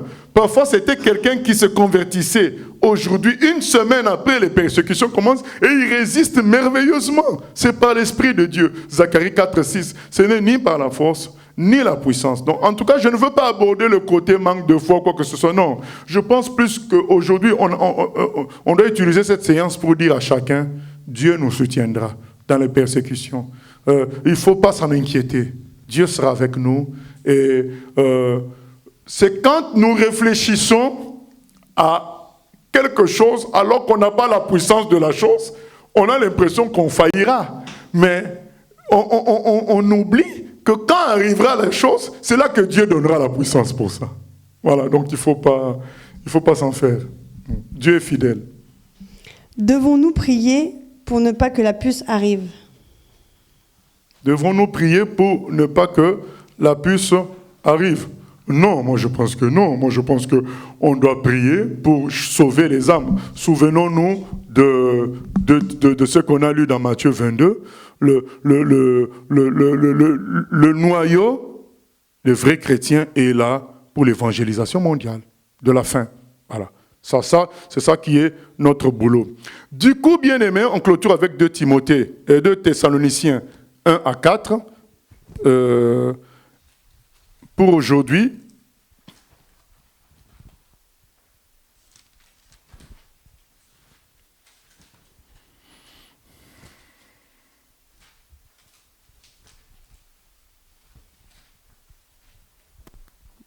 J'ai perdu. 2 Thessaloniciens.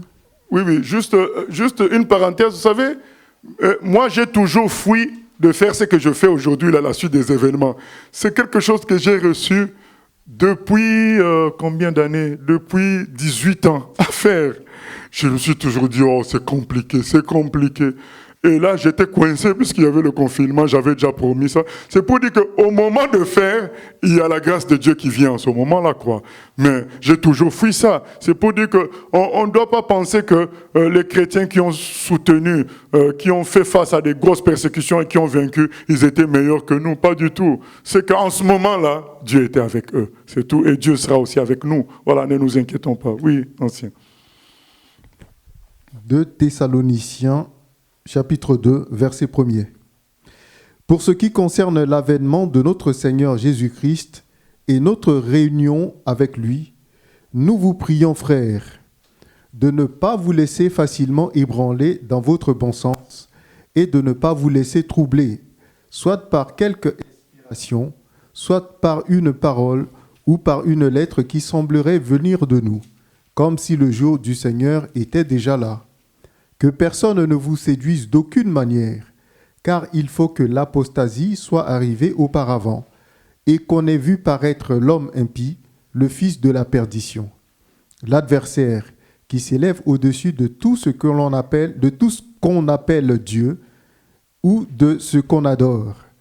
Il va jusqu'à s'asseoir dans le temple de Dieu, se proclamant lui-même Dieu. Voilà un détail très important, c'est que une fois de plus, il faut que l'apostasie arrive, c'est-à-dire qu'il faut que le nombre de chrétiens qui commettent le péché, qui abandonnent la foi, augmente. Il faut que ça soit visible, il faut qu'il y ait cette séparation-là. Il ne faut plus qu'il y ait cette confusion-là où on est tous chrétiens. Non, il y aura une séparation claire, c'est-à-dire qu'un païen pourra voir clairement que ça, ce n'est pas des chrétiens, ça, c'est des chrétiens. Voilà. Donc, il faut que l'apostasie arrive.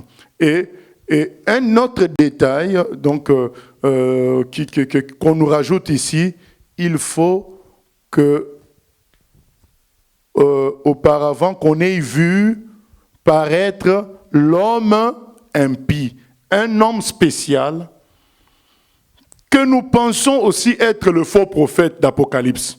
On ne traitera pas ça pendant cette séance, mais on l'appelle l'homme impie. C'est le plus grand des antichrists, parce que les antichrists, il y en a beaucoup, même depuis l'époque des apôtres. Donc, mais le plus grand des antichrists, on l'appelle l'antichrist, mais il y en a beaucoup, mais celui-là, ce sera le spécial, l'antichrist spécial, l'homme impie, le faux prophète, ça sera un homme qui sera presque considéré par tous les humains comme la personne à suivre spirituellement, comme Dieu. Donc il va s'asseoir dans le temple de Dieu, se proclamant lui-même Dieu. C'est pourquoi nous pensons que un des éléments qui précédera la venue du Seigneur, j'ai dit bien nous pensons, parce que chacun peut donner au mot temple une signification qu'il veut, mais en fonction d'un regroupement de prophéties, parce que sinon on lira trop. Hein. Dans Matthieu 24, il est question, Jésus nous dit que quand on verra l'abomination dont le prophète Daniel parle, ça soit dans le temple de Dieu. Bon, qui se relie avec ça? Donc avec toutes ces prophéties-là, nous comprenons qu'il y aura un temple. Il y aura un temple où cet homme impie, dont il prendra possession. Donc nous supposons donc de ce fait que avant l'enlèvement, ce temple sera déjà construit et que nous, chrétiens, nous verrons bien que c'est l'impie, l'homme impie, mais les païens ne sauraient pas forcément. Puisqu'on dit que nous devons le voir nous. Il faut qu'on ait vu cet homme-là. Et aujourd'hui, bon, le temple n'est pas encore construit. Mais attention, attention, quand on dit que le temple n'est pas encore construit, il ne faut pas croire que pour construire le temple, il faut forcément des pierres de taille. Après tout, le temple est une émanation du tabernacle qui n'était que de tissu. Et donc, rien n'empêche que le temple futur soit construit en une semaine. Les Chinois ont construit un hôpital en 10 jours. Le temple futur peut être construit avec des matériaux solides, mais rapides, peut-être en une semaine. Donc, ceux qui vont se dire, j'attends de voir le 3e temple à Jérusalem, comme ça, je saurai que là, il ne reste plus que quelques mois. Maintenant, je me tiens un bon chrétien, il se trompe. Ça peut se faire très vite, et toi, tu es vraiment bien endormi, au point que tu n'arrives pas vraiment à te réveiller. Attention, bien-aimé, attention, c'est maintenant qu'on doit s'engager avec Jésus. Du coup, un autre détail se rajoute, c'est la construction du temple. Donc on pense qu'il y aura la construction du temple à Jérusalem, ce qui va ensemble avec l'unification, les vagues d'unification. Il faut que le monde entier s'unifie par rapport à Israël, par rapport à Jérusalem. Donc les forces des ténèbres, par des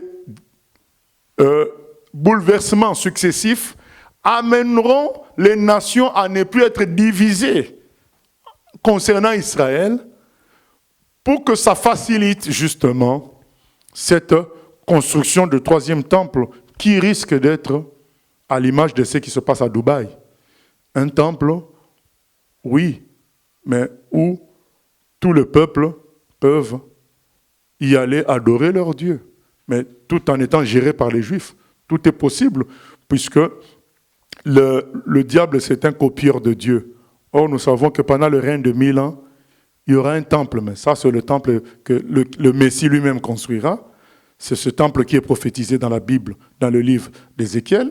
Ça, ce n'est pas le temple dont nous parlons là. Le temple dont parle 2 Thessaloniciens, c'est le temple, pas de Dieu. C'est le temple que les forces des ténèbres dont ils faciliteront la construction. Mais le temple de Dieu, Ézéchiel nous en parle, et c'est un temple qui ne ressemble pas au temple de Salomon dans beaucoup d'éléments. Mais on n'a pas le temps d'aborder tout ça et expliquer tout ça.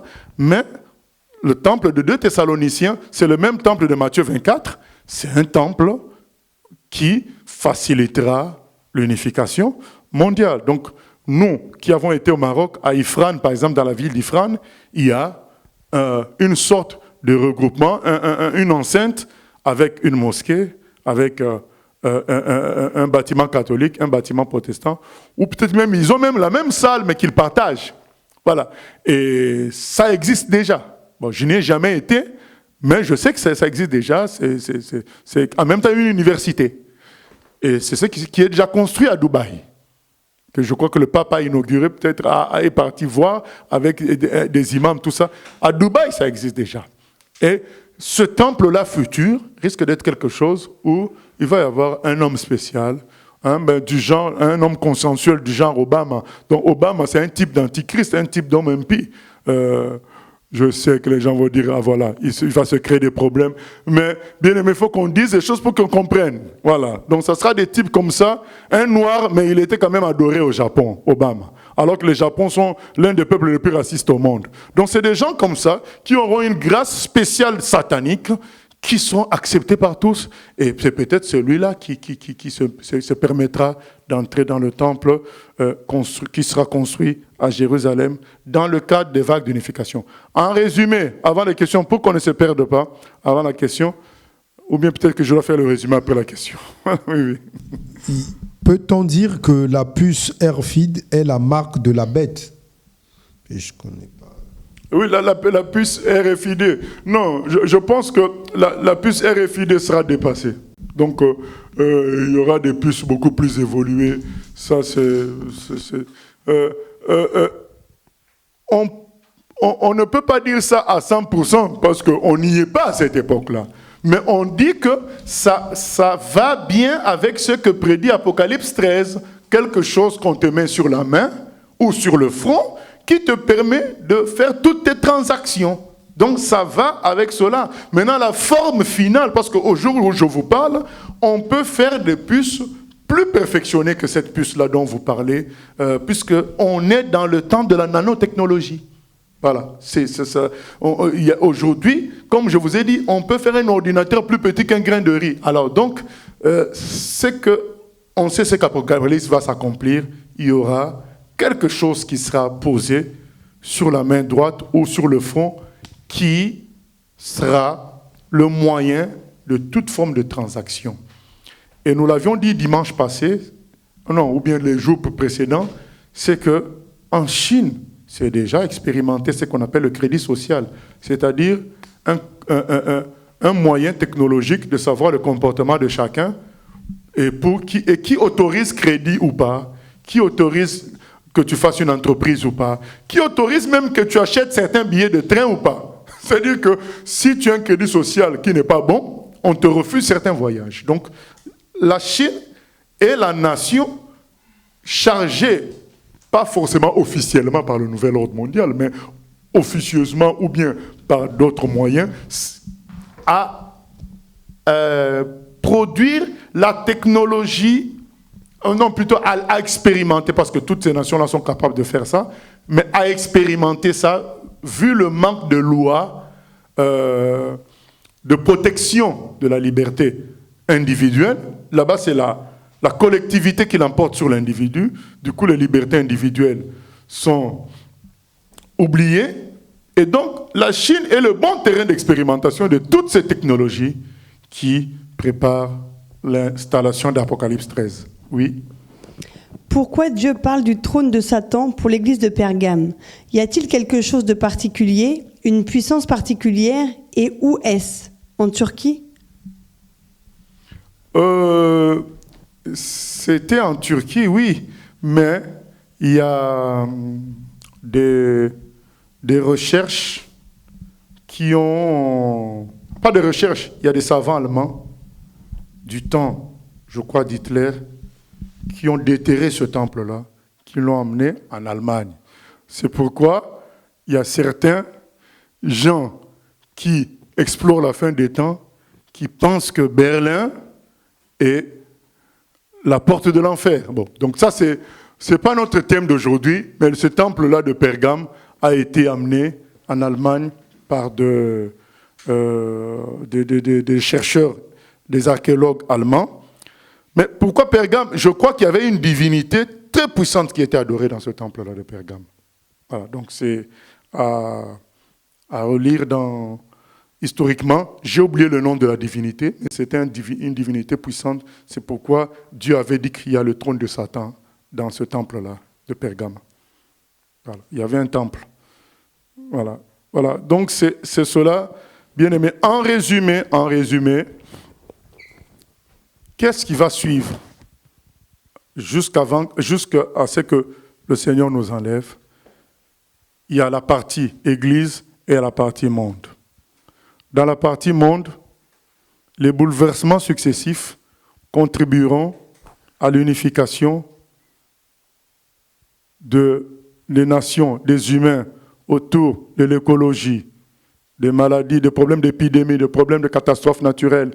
Voilà, donc ça va unir les gens autour des problèmes, autour de la spiritualité. Il y aura une certaine unification. Et que l'on voit, quand il s'agissait de Notre-Dame, tout le monde a pleuré, musulmans. Toutes ces catastrophes-là permettent justement d'arriver à cette unification. Vous savez que jusqu'aujourd'hui, je ne sais pas, peut-être que certains ont une autre information, jusqu'aujourd'hui, on ne connaît pas encore la cause de pourquoi Notre-Dame a brûlé. Donc, quand même, c'est grave dans un pays fort scientifiquement comme la France. Jusqu'aujourd'hui, on ne sait pas comment ça a brûlé. Pourquoi ça a brûlé? Comment ça a commencé? Voilà, donc ce sont des bouleversements. Il faut des bouleversements pour permettre des travaux d'araser, donc de travaux de nivellement, de niveler les droits, les libertés individuelles. On doit niveler tout ça, on doit raser. On doit raser, la culture doit être rasée. L'histoire des peuples doit être rasée. C'est l'individu. Hein? Vous savez comment ça s'appelle nos logiciels? Ce n'est pas pour autant qu'il faut aller jeter ton portable, hein? Mais notre système operating system, c'est quoi? Système d'exploitation s'appelle Android. Android, c'est un robot humain. Donc c'est vers quoi nous tendons, vers un humain amélioré par de pouvoirs technologiques et qui n'a plus d'âme, qui n'a plus de morale. Donc c'est cet humain-là qu'on veut construire, à qui on pourrait imposer justement facilement une puce parce qu'il ne pense qu'à manger, acheter, donc il n'est plus historique, il n'est plus culturel, mais il voit plus l'humanité comme quelque chose d'humain, quoi. L'humanité comme quelque chose d'humain. Or, l'humanité n'est pas quelque chose d'humain. Dieu a créé l'homme à son image. L'humanité, c'est quelque chose de divin. Mais Android, c'est l'humanité selon l'homme. Voilà. C'est ça qui va se passer dans le monde par des bouleversements successifs. Du coup, il y aura des consensus sur Jérusalem, sur Israël. Les gens vont se tranquilliser. Israël aussi va faire confiance, puisque les gens se seraient tranquillisés. Donc on permettra la construction du troisième temple. Et c'est là que, quand l'homme impie prendra possession de ce temple-là, il pourra se dire, eh bien ça y est, je gère paix et sécurité dans le monde entier. Même à Jérusalem, c'est la paix. Et c'est là que la ruine viendra par l'enlèvement des enfants de Dieu. Ça, c'est dans le monde. Maintenant, dans l'Église, il y aura un jugement qui va différencier les enfants de Dieu. Et les chrétiens canards boiteux, les chrétiens par le nom feront de plus en plus de péchés à l'image des païens. Et il y aura une différenciation claire et nette entre eux et les chrétiens qui tiennent à l'autorité de Dieu et de sa parole. Et Dieu se servira de ces chrétiens-là qui tiennent à son autorité, à sa parole, pour l'évangélisation mondiale de la fin des temps. Et cela conduira à des persécutions, à des souffrances, mais avec la grâce et la puissance de Dieu dans ses enfants, qui leur permettra de tenir jusqu'à ce que Jésus-Christ les délivre. Alors Jésus-Christ les délivrera. Non, il ne les délivrera pas de la souffrance, parce qu'ils seront dans la souffrance tout en ayant la paix de Dieu. Il ne faut pas oublier ça. La paix de Dieu sera sur ces gens-là, même s'ils seront dans la souffrance. Le Seigneur les délivrera d'une autre souffrance, la souffrance de voir le rejet de Dieu. C'est ça. C'est une plus grande souffrance que la souffrance d'être en prison. Parce que quand on est en prison, on a la grâce de Dieu, on est bien. Esther Gulshan était en prison, elle était bien. Elle avait la grâce de Dieu. Les gens se convertissaient. Elle était bien. Mais quand on la sort de prison, elle n'est plus bien. Elle dit, mais à l'extérieur, les gens n'aiment pas Dieu. Donc ça prouve que la souffrance de voir le rejet de Dieu est plus dure que la souffrance d'être dans de mauvaises conditions humaines pour un vrai chrétien. Voilà. On a le cas avec Richard Rembrandt. Il était en prison. Quelle prison? Je ne veux pas encore vous la décrire aujourd'hui. Mais il a fini par être bien en prison parce que les gens se convertissaient. Ils priaient, ils chantaient avec leurs chaînes comme instrument de persécution. Dieu était là. Dans le dernier film de Richard Rembrandt, on voit même un chrétien. On est parti le torturer parce qu'on lui a interdit de prêcher. Quand la torture finit, donc on l'a surpris par les bourreaux en train de prêcher. Tu prêches encore? On l'a sorti parmi les autres prisonniers. On l'a amené dans la chambre de torture. Torture. Quand la torture finit, il vient au milieu des Richard Rembrandt et des autres. Mais je m'étais arrêté à quoi? Ah oui, le Seigneur a dit ceci. Voilà. Ces gens-là étaient habités c'est ce que nous serons aussi. Nous serons habités. Il faut pas s'inquiéter là-dessus. Il faut faire ton choix maintenant. Si ton choix est correct maintenant, ça le sera toujours. C'est maintenant qu'il faut choisir. Il ne faut pas attendre. C'est maintenant, aujourd'hui. Quand vous entendez sa voix, l'endurcissez pas vos cœurs. Et donc, il y aura ces persécutions, mais les chrétiens seront en paix malgré tout. La délivrance viendra parce qu'ils n'en pourront pas de voir les gens rejeter autant leur Dieu et Maître. Et Jésus viendra les enlever au moment où les gens crieront, diront, on est en paix et en sécurité. Voilà la suite des événements, non en détail, jusqu'à l'enlèvement. Donc j'ai dit non en détail parce que si on fait tous les détails, on va perdre le schéma. Or, c'est le schéma qui est important. Ainsi, frères, comprenons maintenant, interprétons tout ce qui se passe, comprenons, nous allons toujours, il y aura des temps de bouleversement et des pauses. Pendant ces pauses-là, les gens des ténèbres construisent l'unification. Voilà. Bouleversement, pause. Et c'est lors d'une de ces pauses que Jésus reviendra. Voilà ce qu'on peut dire d'une manière résumée. Que le Seigneur soit béni, nous allons prier. Seigneur, nous venons prier afin que dès maintenant, nous saisissions, Seigneur, que le salut est disponible. Ton esprit est disponible pour nous changer et nous sauver. Seigneur, c'est maintenant qu'on doit dire Jésus, prends ma vie à 100%. Alléluia. Prends, oh Jésus, prends ma vie. Elle est toute à toi. Et dans ta grâce infinie, on peut utiliser le micro ancien. Oh, prends Jésus, prends. Oh, Jésus, prends ma vie. Elle est toute à toi. Et dans ta grâce infinie, du mal garde-moi. Oh, prends Jésus, prends. Oh, Jésus, prends ma vie. Elle est toute à toi. Elle est toute à toi. Et dans ta grâce infinie,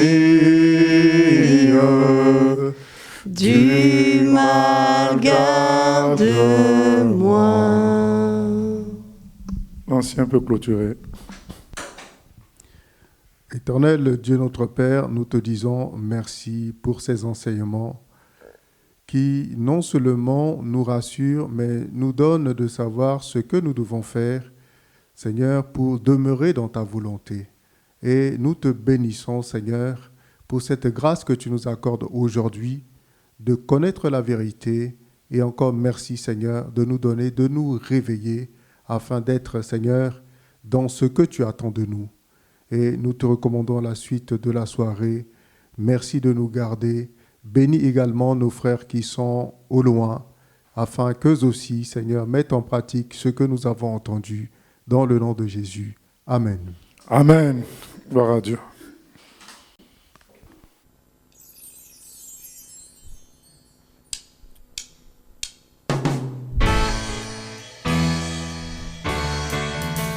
J'ai choisi Jésus pour guider ma vie.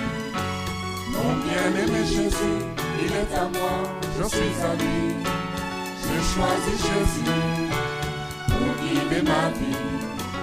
Mon bien-aimé Jésus, il est à moi.